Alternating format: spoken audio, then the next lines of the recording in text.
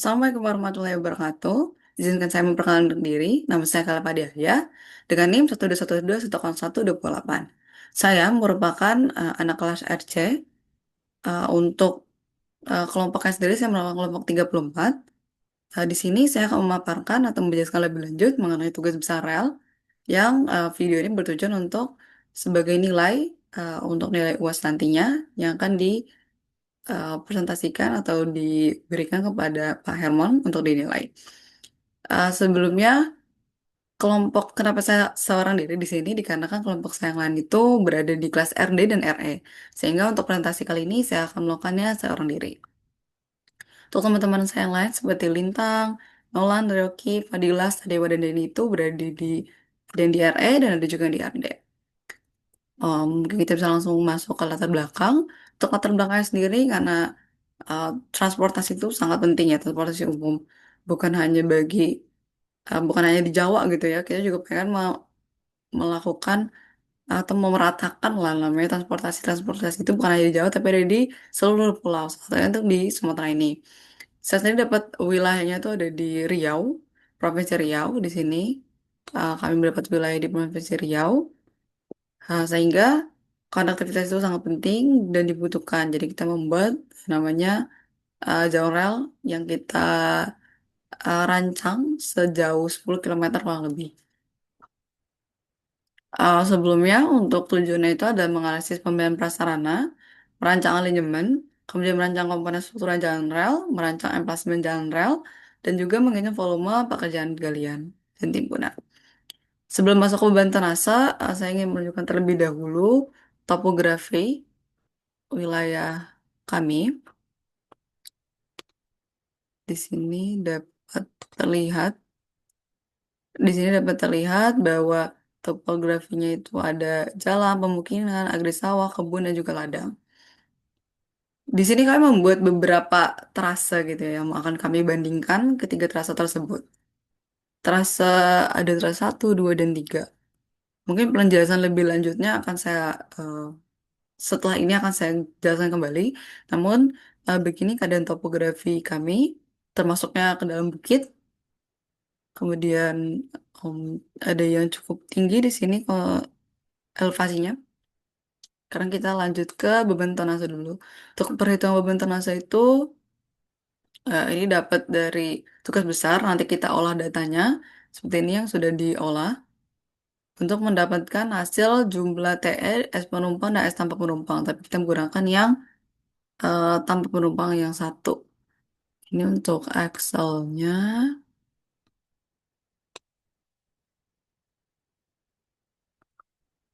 bab 3. Ini yang udah lokomotif ini yang didapatkan dari tugas besar gitu ya. Sehingga kita bisa langsung mengolah datanya. Kita tinggal memasukkan saja. Misalkan di sini CC203 ada berapa lokomotifnya bisa kita jumlah di sini. Seperti itu. Untuk transformasinya kemudian tinggal melakukan hal yang sama misalkan ini 8K1 jadi di K1 ntar ditulis angka 8. Begitu seterusnya sampai lokomotifnya sudah habis dan dari transformasinya sudah dilakukan semua. Nah, nanti outputnya atau hasil akhirnya itu seperti ini ada TP, TB, T1 kan TE. Nah, dari situ kita tinggal jumlah saja. Jumlah TE, maaf ini belum terbaru ya hasilnya. Tinggal dijumlah saja seperti ini. Ini tinggal perkalian-perkalian. K1, KB1 ini merupakan koefisien. Koefisien yang didapatkan. Ada di keterangannya sih. Ada di saya baca PP kalau nggak salah. Ada di sana. 1,4. Ini tinggal dikalikan saja.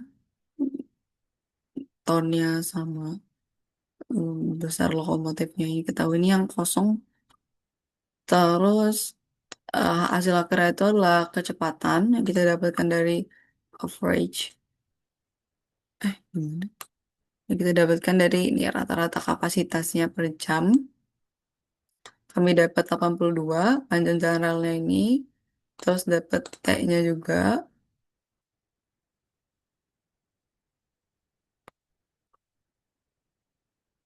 Dari perhitungan em, panjang dibagi kecepatan dikali 60, C1, C2, dan kapasitas KA per harinya. Nah, ini masuk ke bab 4. Di bab 4 sendiri, sebentar.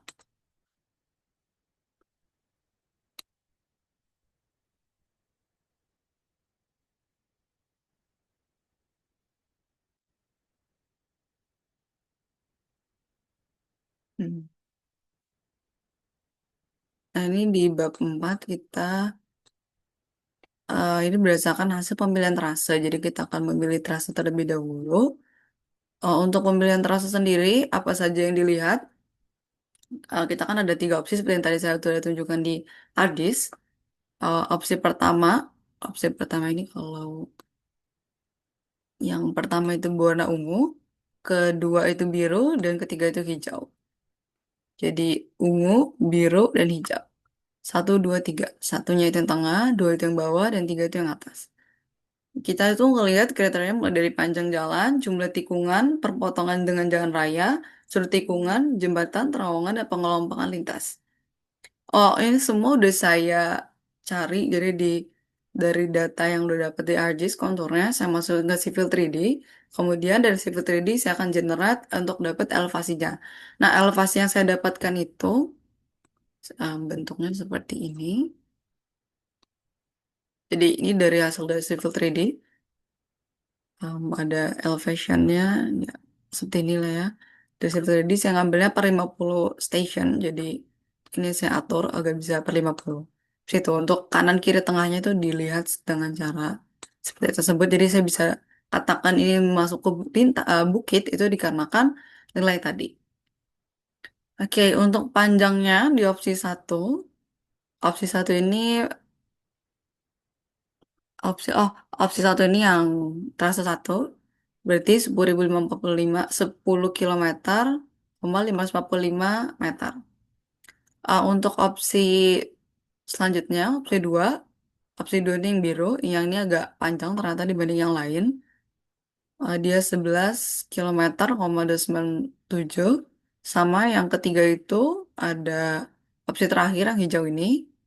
Panjangnya itu 10 km, 916 meter. Jadi bedanya nggak begitu jauh. Namun karena kita mau lihat ada RAB juga gitu ya. Jadi mempertimbangkan wilayah yang harus tata guna lahannya yang harus digusur. Sama juga pembebasan lahan, maksud saya, mohon maaf. Sama juga mempertimbangkan biayanya itu sendiri, pemasangan rel dan lain sebagainya. Jadi panjangnya itu yang kita ambil tuh di opsi satu. Di sini ntar ada angka penilaiannya. Jadi kalau misalkan dia yang paling terbaik, kita akan beri nilai 3. Seperti ini. Kemudian untuk jumlah tikungannya sendiri kita ada sama-sama ada 4 pada setiap terase ya. Kalau misalkan dilihat secara detail, ini enggak terlalu kelihatan di sini kurang jelas. Kalau ini ada pemotongan di jalan raya, kita udah lihat dengan perpotongan dengan jalan raya. Yang hitam ini merupakan jalan raya. Jadi berapa banyak perlintasan-perlintasan yang harus melewati jalan raya, gitu ya. Ada sama-sama 8 kebetulan. Terus untuk sudut tikungannya sendiri itu kami melihatnya itu dengan cara memasukkan koordinat, koordinat tikungannya itu nanti dimasukin, kemudian nanti akan kita dapatkan hasil dari sudut tikungannya seperti persamaan ini. Oke. Jadi di sini kita masukkan dulu koordinat A-nya, P1, P2, P3, P4 atau tikungan 1, 3, 2, 3, dan 4, kemudian ada titik akhirnya. Kemudian data itu kita olah, kan masukin ada X, ada Y, dapetin, sehingga kita bisa dapatkan nilai ini dari sini. Kuadran-kuadrannya dijumlah, kemudian nanti akan di ABS. Oh, dikurang, terus dia pakainya yang mutlak, jadi dia nggak akan ngambil minus, gitu. Jadi ini ada 7, 7, 19, dan 16. Untuk angka-angka lain ini kita dapatkan dari perhitungan seperti itu juga. Jadi kita karena setiap STA, karena setiap terase itu kita masukin ke Civil 3D, kemudian kita masukin Excel lagi untuk hasil elevasinya. Jadi semuanya kita hitung begitu. Ini yang nol ini karena kayak begitu kecil gitu ya. Nah, untuk sudut tikungan sendiri kita ngambil yang paling kecil. Semakin kecil tikungannya, maka semakin eh, landai. Jadi beloknya itu lebih enak. Seperti ini mungkin bisa dijelaskan lebih baik menggunakan ini.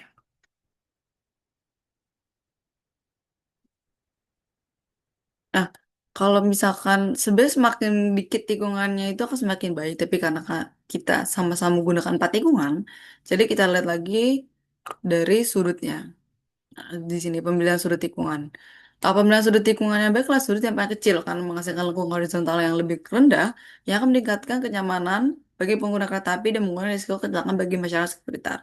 Sehingga kami memilih opsi satu, gitu ya, karena sudut tikungannya apabila dibandingkan dengan yang lain itu paling kecil. Jadi dia meminimalisir adanya kecelakaannya itu semakin baik gitu ya. Untuk jembatan sendiri kita nggak ada karena untuk kriteria jembatan dan terowongan ini kita ngambilnya yang 10%. Jadi kalau misalkan lebih dari 10% baru menggunakan jembatan maupun terowongan karena dianggap tidak aman atau kurang aman. Kalau misalkan suatu suatu trase elevasi ketinggian gitu yang ntar bakal lebih bahaya. Dan kami itu nggak ada yang menggunakan jembatan terowongan karena kita sudah melihat dan menghitung.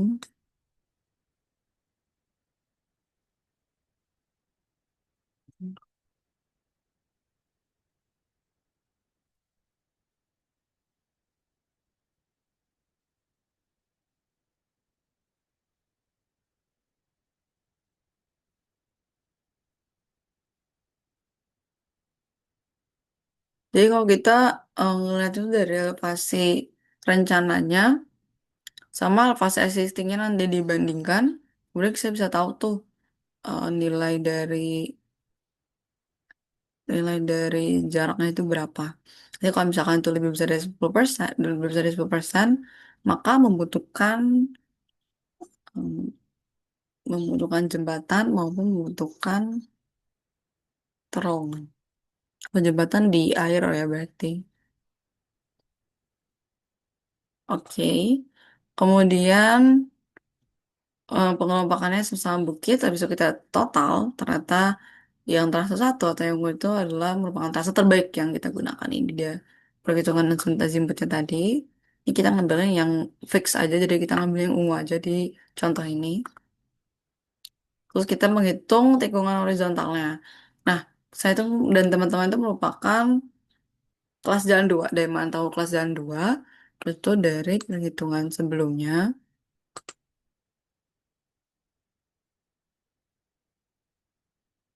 yang menunjukkan bahwa eh, terdapat beberapa kelas, ada satu, dua, tiga, dan lain sebagainya, dan kami itu masuk ke kelas 3 berdasarkan perhitungan tersebut.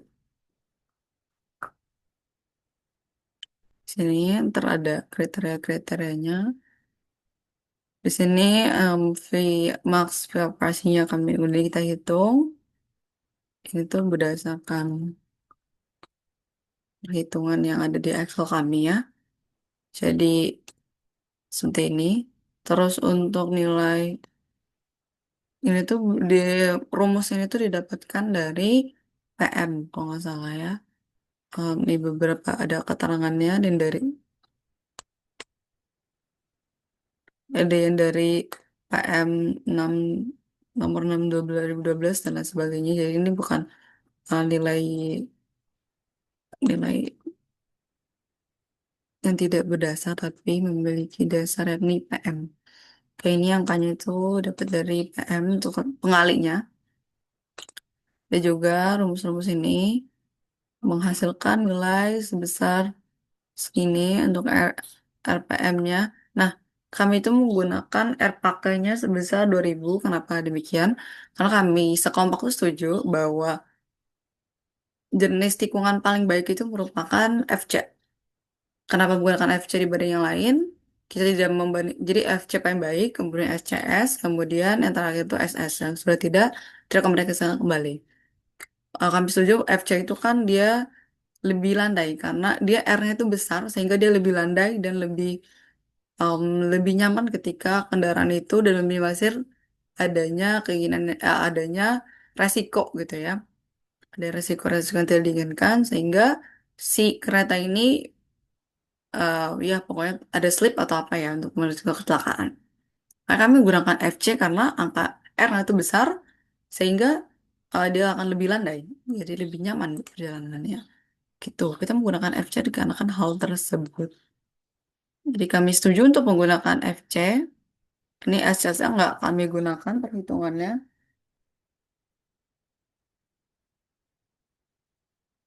Kami langsung menggunakan FC di sini. Untuk setiap 3 tikungan, kita gunakan FC.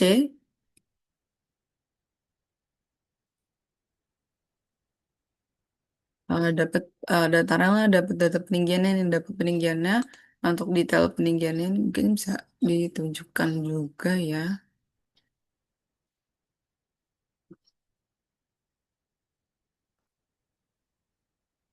Ini tadi gambarnya. Ini hasil PDF yang udah kita dapatkan. Lalu kita buat bersama.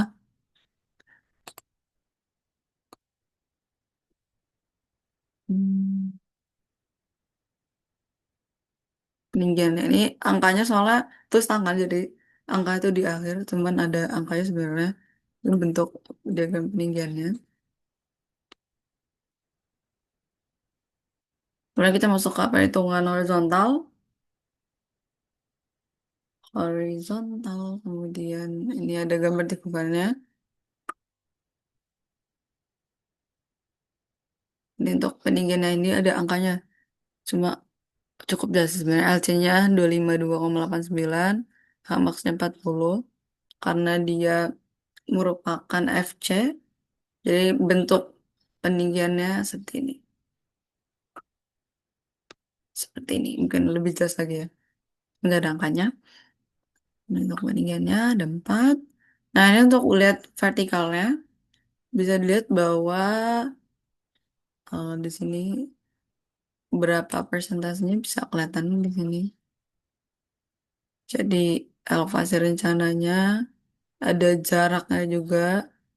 Terus ini ada gradien-gradiennya. Bisa menentukan tentunya, segala sebagainya. Terus ini penentuan transfer elevasi rencana udah dilakukan di perhitungan vertikal. Terus untuk lengkung vertikalnya didapatkan seperti ini. Ada 5, ada 5 lengkung ya. Detailnya bisa dilihat ya. Dan cekung, ada yang cembung, berbeda-beda. Kalau yang bisa kita lanjut ke galian dan timbunan. Nah, galian dan timbunannya kita dapatkan dari hasil CAT. Jadi CAT itu kan ada area atau luasan. Nah, dari luasan itu kita masukkan ke persamaan ini. Jadi kita ntar tahu nih berapa perbandingan galian dan timbulannya. Di mana galian timbunan yang baik itu perbandingannya tuh 50-50 atau 60-40 itu bagus. Galiannya lebih besar dibandingkan timbulannya. Untuk di eh, yang sudah kami hitung gitu ya, perbandingannya itu adalah 55 banding 45, di mana galiannya lebih besar yakni 55% dan timbulannya 45%. Ini ada cross section untuk galian timbunan, kita tunjukkan beberapa saja seperti ini, menunjukkan bahwa adanya galian dari timbunan. Kalau lebih detailnya mungkin bisa lihat di sini. Jadi untuk yang kuning itu adalah elevasi existingnya dan yang biru ini adalah elevasi rencananya. Jadi ini ada galiannya nih di sini. Untuk drainase itu ada galian. Jadi existingnya itu lebih tinggi dibanding rencana. Ini ada galian. Kalau yang timbunan itu ke bawah. Nah ini jadi elevasi existing sama rencananya itu lebih tinggi rencana. Jadi ada penimbunan gitu. Kemudian kita ke bab 5, yaitu merancang komponen struktural jalan rel. Di sini ada excellent, mungkin bisa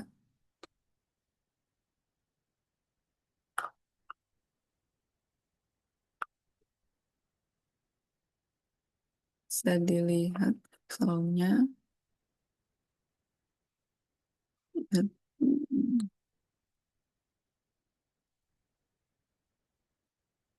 Yang dia perhitungannya itu berdasarkan kelas 2. Perlu diingat bahwa kami itu merupakan kelas 2 ini tuh Angkanya didapetin dari ini, dari angka ini. Tumbal balasnya berapa, sebalasnya berapa, di atas ini. Karena emang udah ada kriteria dan penentuannya sendiri kan. Kalau misalkan udah tahu kelasnya di mana, tinggal kita cocokin aja sama yang sudah ada. Soalnya sebalasnya berapa, kelas 2 berarti 50 gitu. Ini semuanya udah kita hitung gitu ya. Dan sesuai dengan spesifikasi yang ada. Atau itu ada, nanti ada pengecekan untuk mengecek apakah tegangan izin jalan rel yang kita hitung sama yang ada di tabel itu aman gitu ya. Akan dikatakan aman itu kalau bagaimana. Jadi yang dari rumus itu lebih besar daripada tabel. Di sini kan untuk rumusnya sendiri yang pakai rumus. Ini kita dapatnya lebih kecil daripada tabel, mohon maaf. Jadi untuk jalan rel yang pakai rumus itu 1188, sedangkan untuk yang ada di tabelnya nih, yang ini, itu dia 166. Satu, kelas 2 ya, 1663. Sehingga bisa dikatakan dia lebih besar, seperti itu. Ini tuh dimensi penambang ini biasanya dilihat dari ada gambar, relnya. Mungkin untuk gambar relnya itu bisa diperlihatkan di bab 2 sebentar.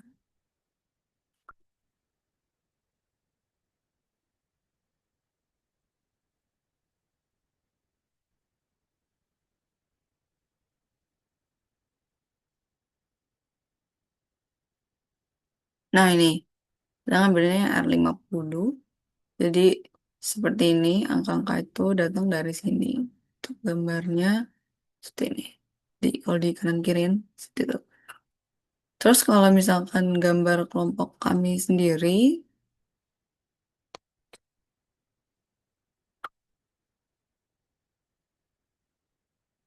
gambar kelompok kami itu seperti ini.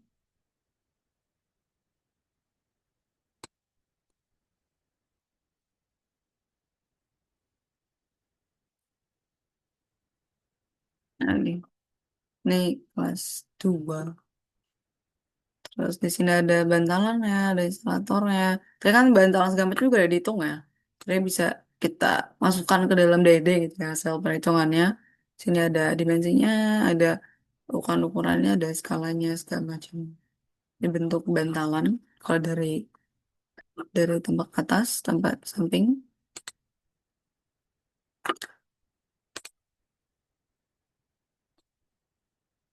Kemudian untuk lapisan-lapisannya, ini ada di sini untuk melihat lebih detailnya. Ada detail balas dan subbalasnya. Ini drainase, balas, balas, balas yang bawah, sebalas yang atas. Nah, untuk angkanya juga didapatkan dari ketentuan-ketentuan yang ada. Nih, untuk balas subbalas itu angkanya dari sini. Jadi lebarnya berapa segala macam itu dari sini. Kemudian kita gambarkan berpaket, hasilnya seperti itu. Terus di sini untuk bantalannya. Nah, ini sambungannya. Sambungan. Ini berdasarkan hasil perhitungan juga yang tadi perhitungan. Ini tadi contohnya. Belum ada dimensi, jadi ada revisi ke yang tadi. Ini untuk detailnya. Nah, kemudian kita masuk ke perencanaan komponen strukturalnya. Nih yang nilai tadi dicek nih dari sini pengecekannya. Apakah sesuai atau enggaknya, apakah telah memenuhi standar atau enggaknya itu dari sini. Perhitungannya itu harus lebih besar. Seperti ini. Jadi ada dua hal yang dicek, yakni tegangan izinnya sama tegangan dasar lenturnya. Terus kita lanjut ke bab selanjutnya, bab terakhir, yakni bab 6.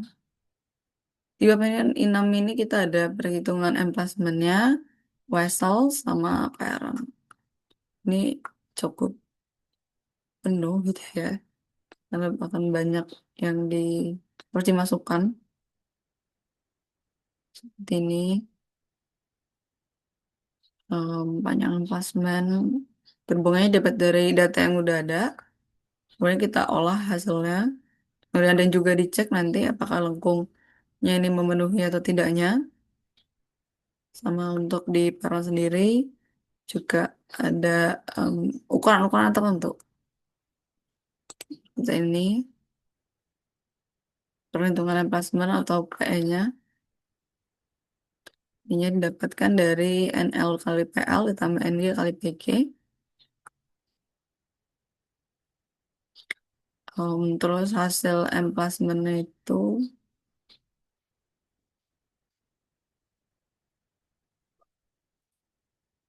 emplacement.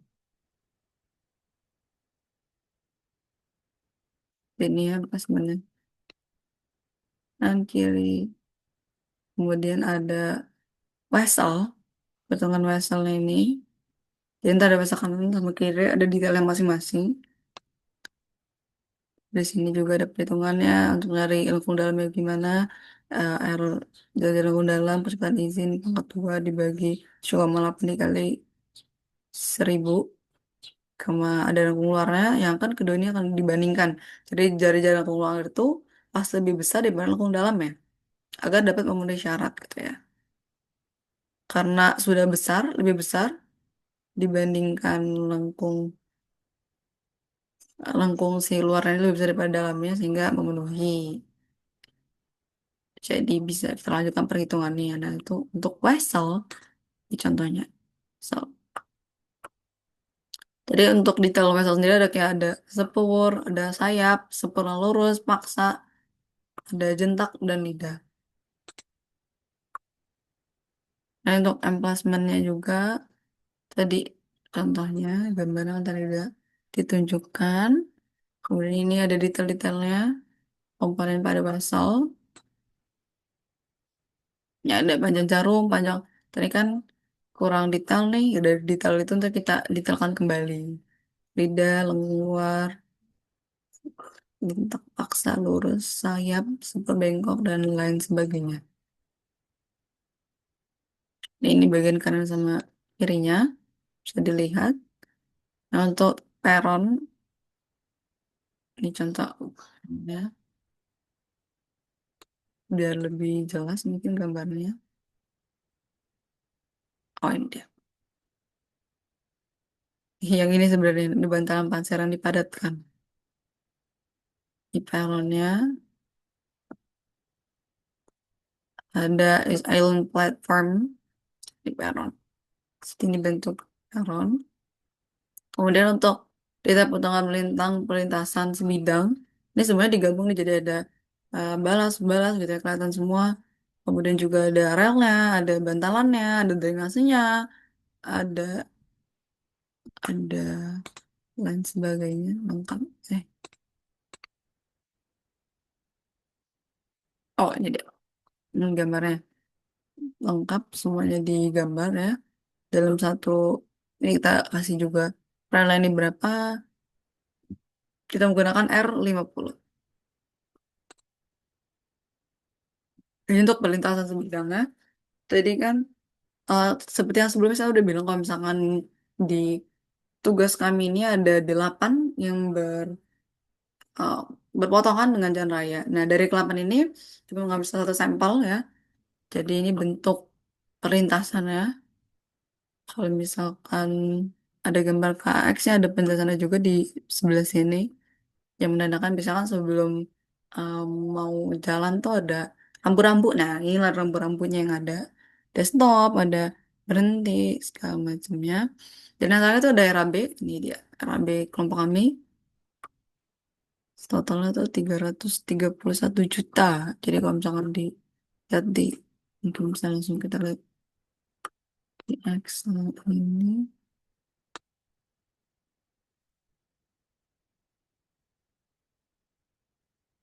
Ini, ini per masing-masing pekerjaan ya ini.